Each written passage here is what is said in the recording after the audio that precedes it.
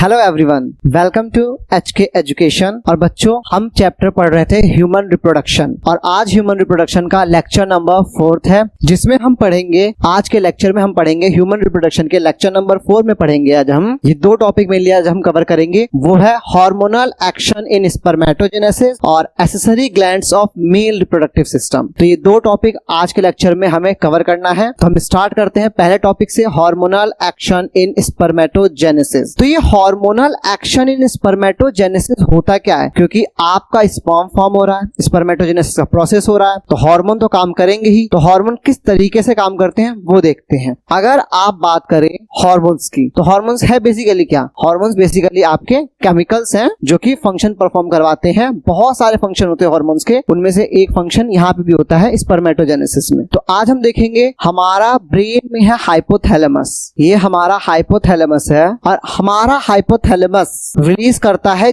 GnRH, मतलब gonadotrophin releasing hormone. तो hypothalamus ने क्या रिलीज किया? GnRH, gonadotrophin releasing hormone. GnRH release किया किसने? हाइपोथैलेमस ने। अब ये GnRH क्या करेगा? GnRH स्टिमुलेट करेगा एंटीरियर पिट्यूटरी को हमारे। तो GnRH कहां एक्शन करेगा? GnRH एक्शन करेगा, स्टिमुलेट करेगा किसको? आपके पिट्यूटरी ग्लैंड के एंटीरियर पार्ट को। अगर मैं बात करूं, ये हमारा एंटीरियर पिट्यूटरी है, एंटीरियर पिट्यूटरी को। तो हाइपोथैलेमस ने GnRH रिलीज किया, GnRH ने एंटीरियर पिट्यूटरी को स्टिमुलेट किया और एंटीरियर पिट्यूटरी से हमारे दो हार्मोन रिलीज आउट हो गए। एंटीरियर पिट्यूटरी से हमारे दो हार्मोन्स रिलीज आउट हुए हैं। कौन कौन से हुए हैं? एक हुआ है LH, मतलब ल्यूटिनाइजिंग हार्मोन, और दूसरा हुआ है FSH, मतलब फॉलिकल स्टिमुलाइजिंग हार्मोन। ये दो हार्मोन रिलीज हुए हैं कहां से?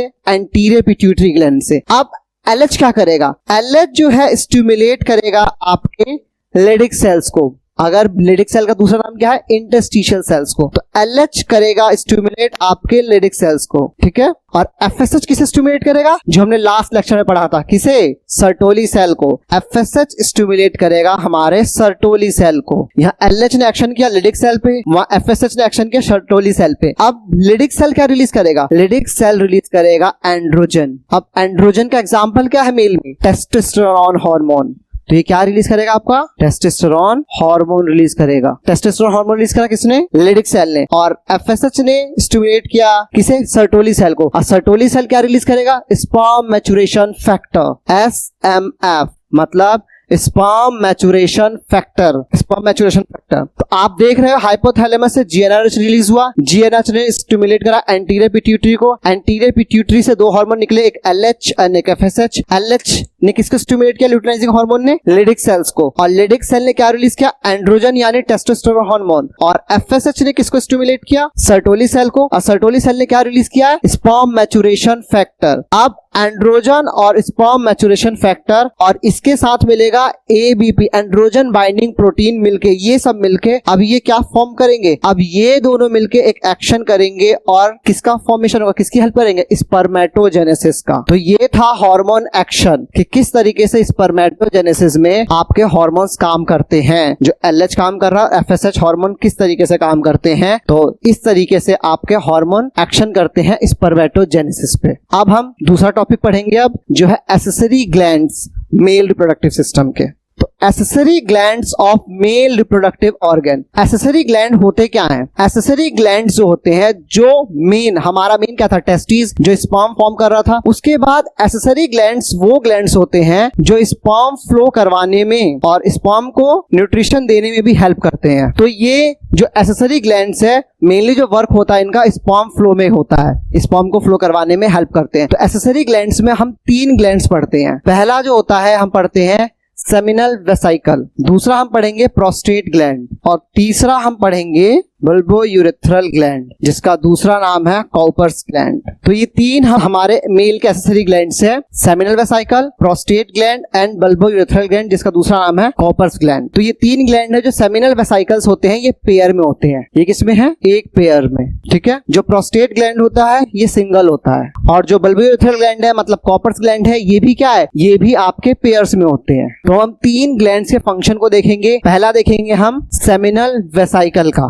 तो ये पेयर्स में होते हैं सेमिनल वेसाइकल। और सेमिनल वेसाइकल जो आपका एसेसरी ग्लैंड है वो फंक्शन क्या करता है, काम क्या है, तो जो आपका स्पर्म है, स्पर्म कभी भी जब रिलीज आउट होता है तो अकेला स्पर्म रिलीज आउट नहीं होता, उसके साथ फ्लूइड कंटेंट भी होता है। वो फ्लूइड कंटेंट होता है क्या है, वो फ्लूइड कंटेंट जो होता है वो सेमिनल वेसाइकल, प्रोस्टेट ग्लैंड और बल्बो यूरेथ्रल ग्लैंड सिक्रीट करते हैं। मतलब इन तीनों के सिक्रीशन से वो फ्लूइड होता है जिसको हम बोलते हैं सेमिनल प्लाज्मा, ये सेमिनल फ्लूइड बोलते हैं उसे। तो स्पर्म के साथ आपका सेमिनल प्लाज्मा भी आता है, सेमिनल फ्लूइड भी आता है और वो सिक्रीट करता है, ये तीन ग्लैंड सिक्रीट करते हैं उसे। तो अब हम पढ़ते हैं सेमिनल वेसाइकल क्या करता है। तो जो आपका स्पर्म आया है, सीमन आया है, तो सीमन का जो 60 to 70% पार्ट है, 60% to 70% जो आपका सीमन है, सीमन का कंट्रीब्यूशन 60 to 70% किसका होता है, सेमिनल वेसाइकल का होता है। तो सेमिनल वेसाइकल क्या करता है, जो आपका सीमन है उसका जो फ्लूइड पार्ट है उसका 60 to 70% क्या है,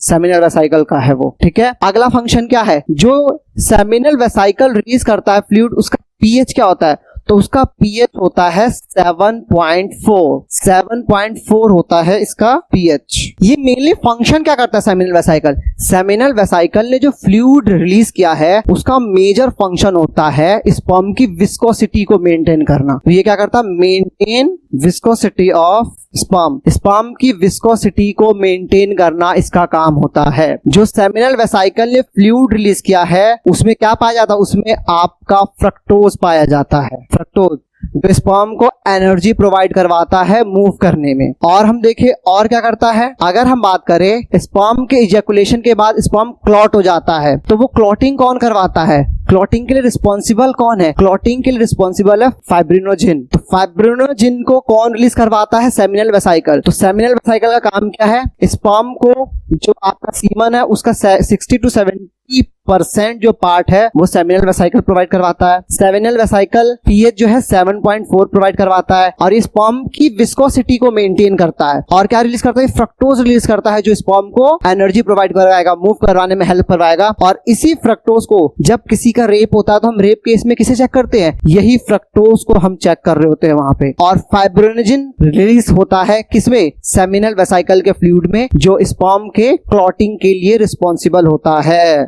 तो ये फंक्शन है सेमिनल वेसाइकल का। अब हम आगे बात करें दूसरे ग्लैंड की। दूसरा ग्लैंड क्या था, दूसरा ग्लैंड था हमारा प्रोस्टेट ग्लैंड। प्रोस्टेट ग्लैंड भी सिक्रीशन करता है, ये भी रिलीज करता है फ्लूइड, जो कि आपका जो सीमन है उसका अगर हम बात करें तो 20 to 25% जो पार्ट होता है, 20 to 25% जो पार्ट है सीमन का वो किसका होता है, प्रोस्टेट ग्लैंड का। तो prostate gland contribute 20 to 25% in semen. अगला हम बात करें इसका पीएच क्या होता है, इसका पीएच स्लाइटली एसिडिक होता है, इसका पीएच 6.5 होता है इसका पीएच। जो प्रोस्टेट ग्लैंड ने लिक्विड रिलीज किया है, फ्लूइड रिलीज किया है, उसका पीएच कितना होता है, 6.5 पीएच होता है उसका। और इसका मेजर फंक्शन क्या है, ये क्या करता है, एक्चुअली जो प्रोस्टेट ग्लैंड रिलीज करता है फ्लूइड उसमें पाया जाता है कैल्शियम एंड फॉस्फेट पाया जाता है, जो क्या करता है, स्पर्म की मोटिलिटी के लिए रिस्पॉन्सिबल होता है। स्पर्म की मोटिलिटी के लिए रिस्पॉन्सिबल है आपका ये। और मेजर बात, वहां पे सेमिनल वेसाइकल में क्या रिलीज हो रहा था, फाइब्रिनोजिन जो क्लॉट करवा रहा था, ये क्या रिलीज करता है, फाइब्रिनोलाइसिन। ये क्या रिलीज करवाता है, फाइब्रिनोलाइसिन। और फाइब्रिनोलाइसिन का काम क्या है, स्पर्म को डी क्लॉट करना, स्पर्म को क्या करना, डी क्लॉट करवाना। तो जो सेमिनल वेसाइकल रिलीज हो रहा था वो क्लॉट करवा रहा था, यहाँ पे जो रिलीज हो रहा है वो डी क्लॉट करवा रहा है। तो ये है आपके प्रोस्टेट ग्लैंड के बारे में कि प्रोस्टेट ग्लैंड जो होता है वो कंट्रीब्यूट करता है सीमन का 20 to 25% पार्ट। पीएच इसका स्लाइटली एसिडिक होता है और कैल्शियम एंड फास्फोरस रिलीज करता है जो रिस्पॉन्सिबल होता है स्पर्म की मोटिलिटी के लिए। और फाइब्रिनोलाइसिन रिलीज करता है जो डी क्लॉट करवाता है स्पर्म को इन फीमेल ट्रैक। अब हम बात करेंगे तीसरे की। तीसरा कौन सा था, बुल्बो यूरेथ्रल। बुल्बो यूरेथ्रल बोलते हैं उसे या कॉपर्स ग्लैंड बोलते हैं उसे। ये है हमारा थर्ड ग्लैंड। ये ग्लैंड का काम क्या है, ये भी पेयर में होता है। और ये जो ग्लैंड है ये जो रिलीज करता है वो क्या करता है, ये भी आपका जो सिक्रीट करता है, ये भी सीमन का पार्ट में कंट्रीब्यूट करता है। और ये क्या रिलीज करता है, एल्कलाइन फ्लूइड रिलीज करता है। एल्कलाइन फ्लूइड रिलीज करता है। एल्कलाइन फ्लूइड ये रिलीज कब होता है, ड्यूरिंग सेक्सुअल अराउजल। अराउजल, जब सेक्सुअल अराउजल होता है तो एल्कलाइन फ्लूइड, एक वाटरी सब्सटेंस रिलीज होता है, वो कौन कर रहा होता है? बुल्बोयूरेथ्रल ग्लैंड। तो बुल्बोयूरेथ्रल ग्लैंड ने ये एल्कलाइन फ्लूइड रिलीज किया, काम क्या है? एक्चुअली आपका जो मेल का जो पीनस है वहीं से यूरिन भी पास आउट होता है और उसी पीनस से स्पर्म भी पास आउट होता है, और यूरिन का पीएच आपका एसिडिक होता है, तो चांसेस है कि स्पर्म का क्या होगा, बहुत सारा स्पर्म की मोटिलिटी रेट बढ़ सकती है। इसीलिए स्पर्म को रिलीज होने से पहले, स्पर्म को इजैकुलेट होने से पहले बुल्बोयूरेथ्रल ग्लैंड एल्कलाइन फ्लूइड रिलीज करता है, जो आपके मेल के पीनस को क्या करता है? एल्कलाइन मीडियम, मतलब उस पूरे पाथ को क्लियर करता है, एल्कलाइन बनाता है, ताकि स्पर्म की मोटिलिटी ना हो और स्पर्म का इजैकुलेशन प्रॉपर हो। तो ये एल्कलाइन फ्लूइड रिलीज करता है, किस लिए? To protect the sperm. क्यों? क्योंकि मेल पीनस से यूरिन भी बाहर निकलता है और उसका पीएच क्या होता है? एसिडिक होता है। तो उसको बचाने के लिए, मेल स्पर्म को बचाने के लिए क्या करता है? ये एल्कलाइन फ्लूइड रिलीज करता है। तो अगर हम अब देखें तो जो स्पर्म है वो अकेला नहीं होता, स्पर्म के साथ क्या होता है? फ्लूइड सब्सटेंस होता है, जिसे हम क्या बोलते हैं? सेमिनल प्लाज्मा फ्लूइड या प्लाज्मा, ठीक है, ये होता है। इन दोनों को मिला के हम क्या कहते हैं? सीमन कहते हैं इसे। और मैं बात करूं मेल में, एक सिंगल इजैकुलेशन में 200 से 300 क्या होता है? मिलियन स्पर्म इजैकुलेट होता है। अगर हम उसकी रेशो की बात करें तो 200 से 300 मिलियन स्पर्म एक इजैकुलेशन में रिलीज होता है। अगर हम इसे देखें तो 2.5 से 5 ml तक एक इजैकुलेशन में स्पर्म का क्वांटिटी होती है। तो ये थे आपके तीनों ग्लैंड्स के बारे में, मेल एक्सेसरी ग्लैंड्स के बारे में, कि उनका फंक्शन क्या होता है और वो क्या क्या काम करते हैं। और हमने सबसे पहले क्या पढ़ा था? हाइपोथैलेमस के बारे में। तो ये थे आज के 2 topic. Thank you very much.